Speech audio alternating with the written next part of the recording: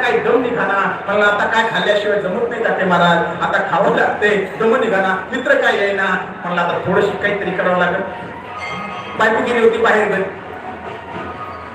चिवडा करून ठेवला होता मुरमुऱ्याचा, मुरमुऱ्याचा चिवडा करून ठेवला होता, एका डब्यामध्ये भरून ठेवला होता. मला उशी मुठभर टाकू वाटीभर, तेवढा पोटाला आधार, पोटभर पितो पाणी, थोड्या वेळाने येईनच बोलायला. पण जसा डबा खाली काढला, आता भूक लागली होती, मुरमुऱ्याचा चिवडा डबा कवाशी डबा संपला कळलंच नाही. बरं ताई चष्म्यावाले आई, कळलंच नाही डबा कवा संपला, कारण भूक लागली होती. त्याच्यावर तांबर पाणी प्याला आणि पाणी तांब्या तोंडाचा काढतो तोच मित्र बोलायला, जे आई म्हणले चला उरकले पंक्ती बसले तुम्हाला बोलायला आलं. आता जावं लागलं, याला पुढे म्हणता चिवडा खाल्लाय, गपचूप काय केलेलं, गेला ताट वाढलेलं होतं, पळत पळत कसं तरी पळत ढकललं तेवढं वाढलेलं. मित्र जरा जवळचा होता, घ्या म्हणले गुलाबजामू, घ्या बासुंदी, घ्या जरा शंकरपाळी, घ्या जरा श्रीखंड. आता कुठं जागा राहिली का? आता जागा राहिली? मग आग्रह करतोय तुम्हाला, तुम्ही आग्रह केला की तो काही कामाचा नाही. त्याला जर आता गुलाबजामुन आवडतोय, श्रीखंड आवडतो, ते खायचंय, पण इथं जागा नाही. का नाही? या जागेवर काय भरलंय? आई काय भरलंय? मुरमुरे, मुरमुरे. पंचपक्वान्न भरायच्या जागेवर काय भरलंय?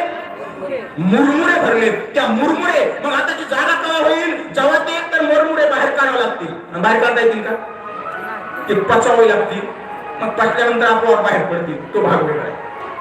मग हे मुरमुरे भरलेली जागा असल्यामुळे त्याला आता पंचपक्वान्न समोर आहेत, पण ते खाता येत नाहीत. तसं अध्यात्म ज्ञान आहे, पण ते घेण्यासाठी आपल्या हृदयामध्ये, अंतःकरणामध्ये भरलेले षडविकार रूपी मुरमुरे ते अगोदर आपल्याला पचावे लागतील किंवा बाहेर काढावे लागतील, जागा करावी लागेल. मग असं म्हणजे अंतःकरणातलं चित्त, मन निर्मळ करावं.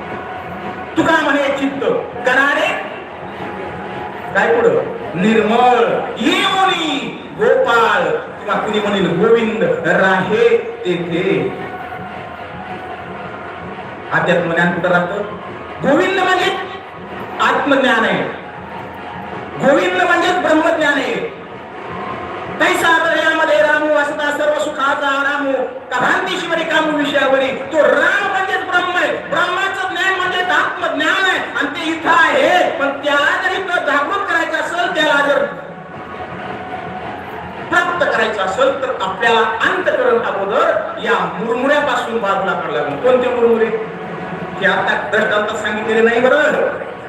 काम, क्रोध, मोह, मत्सर, दंभ, अहंकार या षडरूपाला बाहेर काढावं लागेल, तेव्हा आमचं अंतःकरण निर्मळ होईल. मग म्हणले आता साधकाला कळलं, म्हणले बाबा महाराज तुम्ही सांगितलं आम्हाला जगामध्ये सर्वात श्रेष्ठ ज्ञान आहे, मान्य, आम्हाला कळलं, आम्हाला ज्ञानही मिळवायचंय.